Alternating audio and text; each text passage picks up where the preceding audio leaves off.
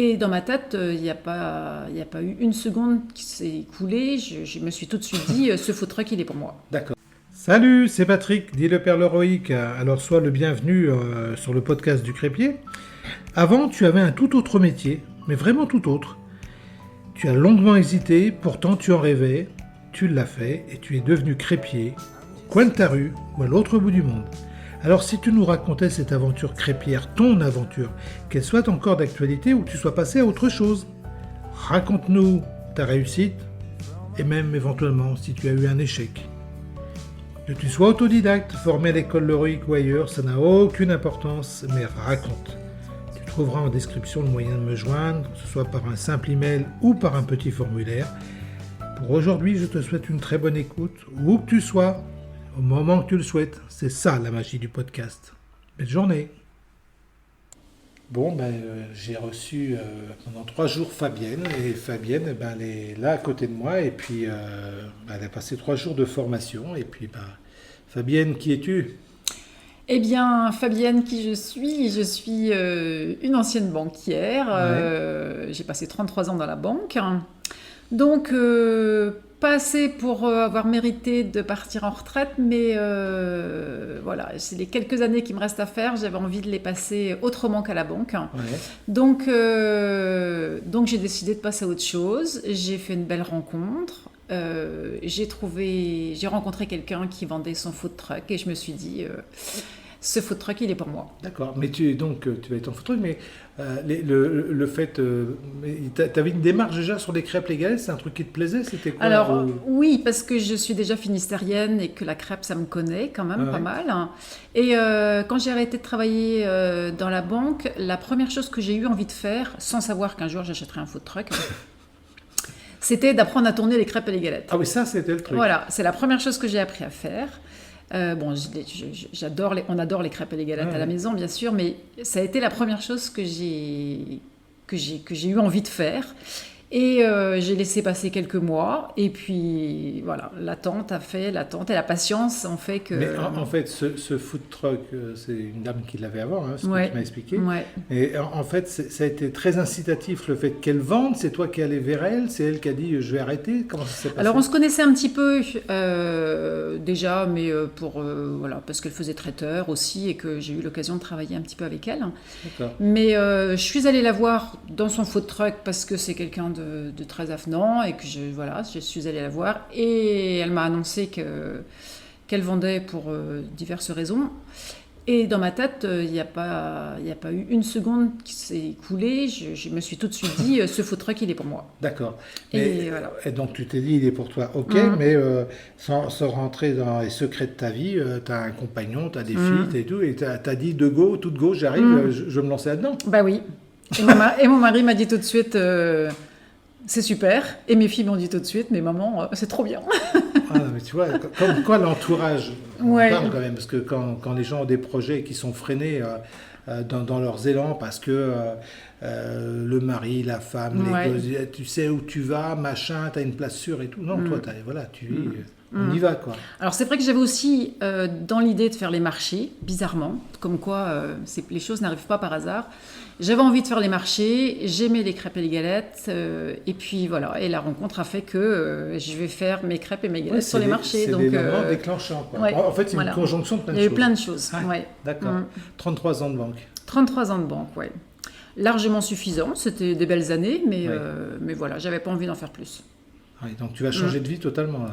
Je change de vie totalement, je deviens, comment on dit, chef de moi-même, ma propre patronne. Ah, oui. Et ça aussi c'est chouette parce que j'en avais un petit peu marre d'avoir des chefs au-dessus de moi qui me disaient tous les jours combien tu as fait et combien tu penses faire et avec qui, etc. Là au moins je vais travailler pour moi. Ouais. Je vais continuer de faire plaisir aux gens parce que j'aime bien le contact avec les gens. Donc je sais que je vais essayer de leur faire plaisir, mais je vais me faire plaisir à moi aussi. Donc tu t'es passé, tu vas travailler dans la région rennaise. Ouais. Avec quelques-uns que j'ai formés sur la région rennaise. Et alors, qu'est-ce qui fait, en 2 mots, que tu t'es ramené chez moi? Parce que tu avais ce qu'il fallait autour de chez toi, là-bas. Eh bien oui, il y a des belles écoles autour de chez moi. Mais voilà, j'ai la chance d'acheter un food truck avec une formation qui va avec, puisque la vendeuse va me former. Ouais. Mais j'ai aussi envie, moi, d'avoir mon propre food truck, avec mon image. Donc, j'ai cherché quelqu'un qui pouvait m'apporter ce qu'elle ne va pas m'apporter. Quelqu'un qui pouvait m'apporter ce que je vais pouvoir faire de différent par rapport à ce qu'elle fait aujourd'hui, parce qu'il y a des choses qui ne me plaisent pas toujours, et par rapport à ce que font les autres aussi. Et en creusant sur Internet, j'ai fouillé, j'ai regardé, j'ai trouvé les podcasts de Patrick, l'Heroic, et là, j'ai eu un gros coup de cœur, et j'ai pris mon téléphone et je t'ai appelé tout de suite. Ouais, voilà. C'est vrai. Ça a été le coup de cœur de ma journée. Et est-ce que j'ai été désagréable dès le premier mot? En général, j'essaie d'être désagréable. Non, mais en fait, voilà, parce que tu es venu ici, alors effectivement, on a beaucoup échangé sur ce que tu voulais, on a essayé de cerner un petit peu les choses. Moi, de ma volonté de t'apporter mon regard sur le truc, maintenant c'est toi qui vas décider, bien sûr. Le but est d'embrasser. Tu t'es aperçu qu'on pouvait faire pas mal de choses. Ouais. Hein est-ce qu'il y a quelque chose qui t'a surpris ou avec quoi tu repars? Quelles sont les idées que tu as dans ta tête là? Alors, je repars avec plein d'idées. Donc maintenant, il va falloir faire le tri parce qu'effectivement, je ne pourrai pas tout faire. Ouais. Donc c'est ça qui est bien aussi, c'est que je repars avec plein de choses dans mes valises et une organisation que je cherchais aussi pour gagner du temps, gagner de l'argent, puisque un petit peu ça va être aussi un petit peu le but. C'est quand même le but. Hein, et ne pas m'épuiser et faire du bon et propre. Voilà. Ouais, et faire du pratico-pratique et puis d'être un peu innovant, moi je dis ça. Il faut un peu bouger les lignes, ça c'est important. Est-ce que tu n'as pas été trop embêté par tes autres stagiaires? C'est vrai que ça aurait pu être chiant, mais non, j'ai pas été embêtée par mes autres stagiaires parce que j'étais toute seule. Et j'ai eu la chance d'être toute seule, en solo. C'est ce que je disais autour de moi. Je fais ma formation en solo. Bah oui, c'est sur mesure. Ça, c'est sur mesure. C'était l'essentiel. Je ne vais pas te dire que c'est ma marque de fabrique, mais quelque part, c'est ça, quoi. Et tu démarres quand? Alors, je démarre au plus tard le 1er octobre. Donc là, on est fin août. Je démarre le 1er octobre au plus tard. Donc, j'ai encore un petit peu de temps pour finaliser mon projet qui a déjà bien pris forme. Finaliser avec les fournisseurs, finaliser avec la banque, finaliser avec tout ce qui est déjà engagé. Mais je vais dire que le plus gros du travail est déjà fait. Parce que je réagis parce que c'est un truc qui m'interpelle. 33 ans dans la banque en ce qui te concerne, d'accord? Et il faut que tu fasses appel toi-même à la banque aujourd'hui, tu vois? Et justement, est-ce que tu te sens rassuré par ton passé dans la banque pour négocier avec un autre directeur, je sais pas comment on dit, un autre financeur on dit? Ouais, un autre financeur. Est-ce que en fait, tu te sens à l'aise du fait de ce passé-là, de discuter avec lui, d'être truc, ou quelque part, tu te retrouves quand même un peu béotienne parce que tu mets ton projet au bout de tout, là. Oui, alors, je pense que ça m'a aidé d'avoir travaillé dans la banque. Maintenant, je pense que mon projet était bien ficelé dans ma tête. Je connaissais l'existant, voilà. Donc je me suis présentée avec l'existant, les bilans, etc. Et moi, ma personnalité aussi. Parce que autant moi je travaillais avec les particuliers, mais quand on arrive dans le milieu des professionnels, la personnalité, le projet, l'envie, c'est très très important. Est-ce que tu dirais, j'en profite, parce que tu étais récemment encore dans ce milieu-là, est-ce que ça peut aider d'autres qui ne connaissent mal, parce que la banquier, ça fout des trouilles tout le temps, parce qu'on met entre ses mains notre projet, alors que lui, peut-être qu'il n'a jamais rien d'autre monté lui-même. Et tu es en train du moins je devine que tu dis que la personnalité de l'individu, outre le projet, a vachement d'importance en fait. Oui. Mais toi, par exemple, Fabienne, tes collègues banquiers qui sont d'une autre banque, il faut juste le signifier, c'est-à-dire que tu es comme tout le monde, sauf que tu as un passé une culture de banque. Tu te retrouves devant quelqu'un qui peut te dire éventuellement, tu l'as peut-être déjà entendu, attendez, madame, je dis madame Fabienne, moi.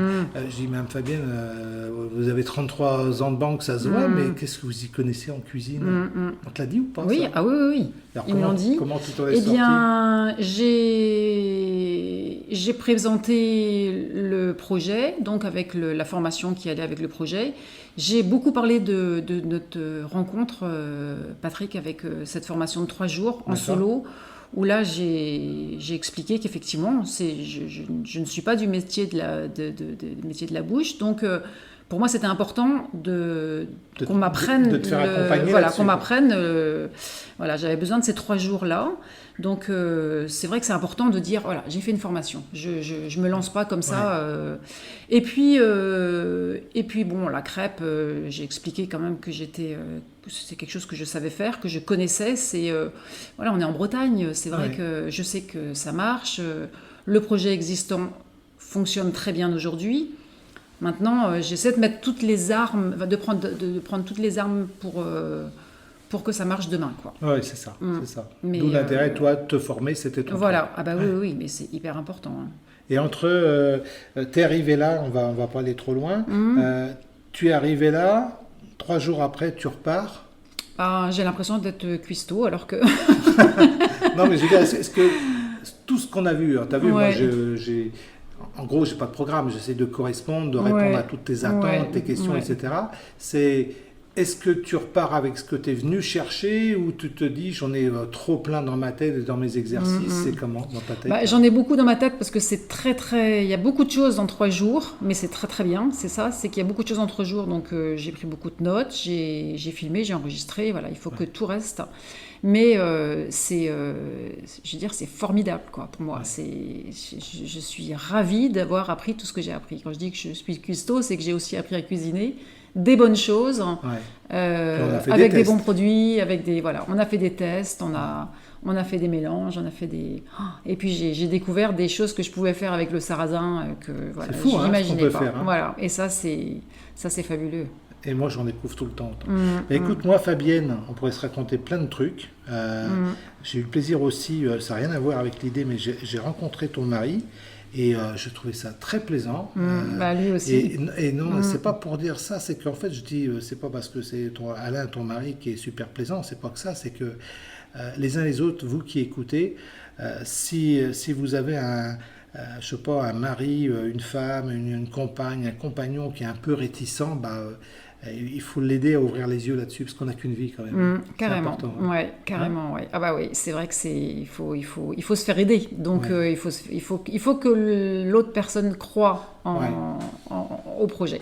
C'est sûr. Et bien, ton food truck, on le retrouvera notamment à Passé, on le retrouvera certainement sur des événements autour de Rennes.